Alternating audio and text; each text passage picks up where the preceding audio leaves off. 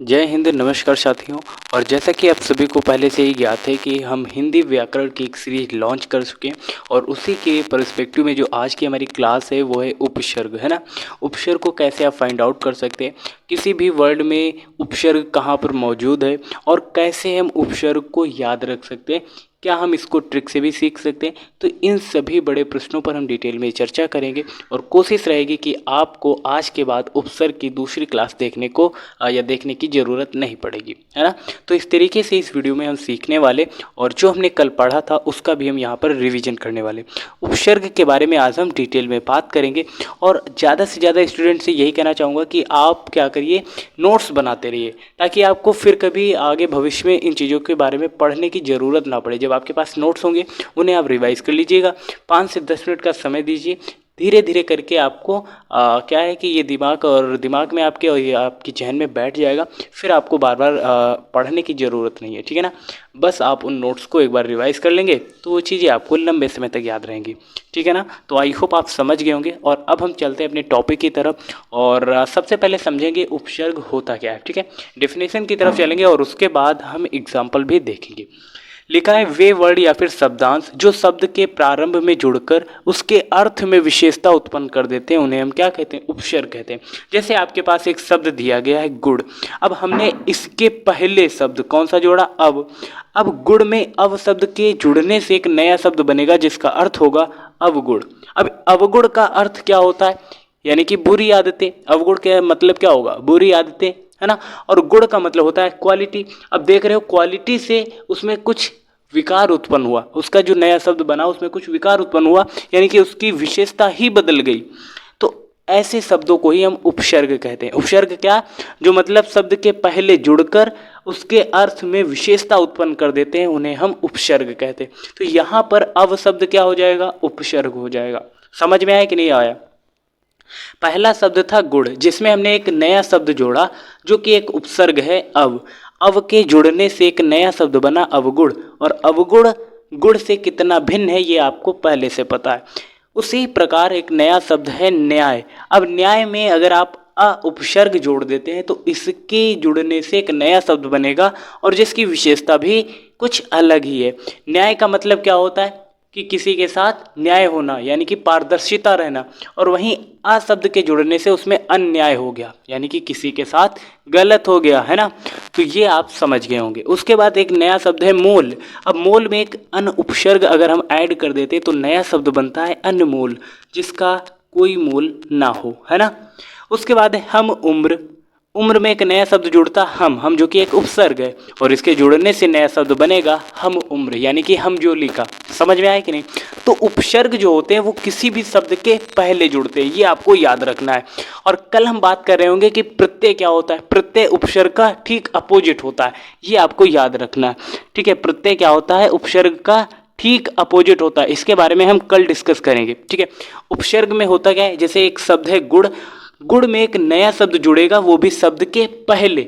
जैसे अव शब्द जुड़ा तो नया शब्द क्या बना, अवगुण। समझ में आया ना। उपसर्ग क्या होता है, शब्दांश के प्रारंभ में जुड़ते हैं, ये आपको याद रखना है। उपसर्ग क्या होता है, शब्द के प्रारंभ में यानी कि पहले जुड़ते हैं। इतनी बात आपको याद रखनी है। अब कुछ एग्जाम्पल कर लेते हैं जिससे आपका जो डाउट होगा वो भी क्लियर हो जाएगा। जैसे यहाँ पर एक मूल शब्द आपको दिया गया है, जैसे अभिजात। क्या लिखा है, अभिजात। अब इसमें आपको बताना है कि उपसर्ग क्या होगा। तो अभिजात में देखो लास्ट का शब्द, इसमें क्या करना है आपको देखना है, लास्ट का शब्द क्या है, जात। ये आपका मूल शब्द हो जाएगा और जो अभी बचेगा वो आपका उपसर्ग हो जाएगा। तो अभी उपसर्ग हो गया और जात जो हो गया वो मूल शब्द हो गया, ठीक है। अब ऐसे नहीं करना है कि आपको बराबर बराबर दो टुकड़ों में आपको काट देना या फिर डिवाइड कर देना, ये बिल्कुल भी नहीं करना है। उसका एक सही मतलब भी निकलना चाहिए। उपसर्ग को हटाने के बाद जो शब्द बचता है, जो मूल शब्द बचता है, उसका कुछ सही अर्थ भी होना चाहिए, सार्थक अर्थ भी होना चाहिए। जैसे यहाँ पर लिखा है प्रसाधन, तो साधन हो गया मूल शब्द और प्र जो निकल कर आया वो आपका उपसर्ग हो गया। और आपको मैंने क्या बताया था, उपसर्ग जो होता है वो शब्द के पहले जुड़ता है, मूल शब्द के पहले जुड़ता है।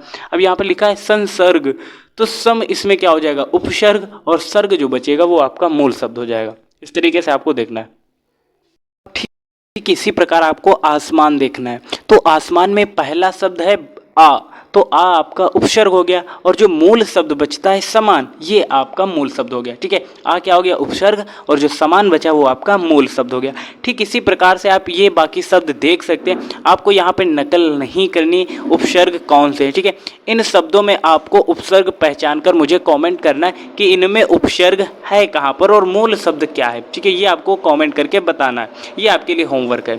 ठीक है, इन शब्दों में आपको पहचानना है कि उपसर्ग क्या है और मूल शब्द क्या है। ठीक है ना, अब मैंने आपको यहाँ पर बहुत ही आसान भाषा में समझा दिया कि उपसर्ग होता क्या है। उपसर्ग जो होते हैं वो शब्द के पहले जुड़ते हैं और उनके जुड़ने से शब्द में उसमें एक विशेषता उत्पन्न होती है। जो नया शब्द बनता है उसका कुछ ना कुछ सार्थक अर्थ भी निकल रहा होता है।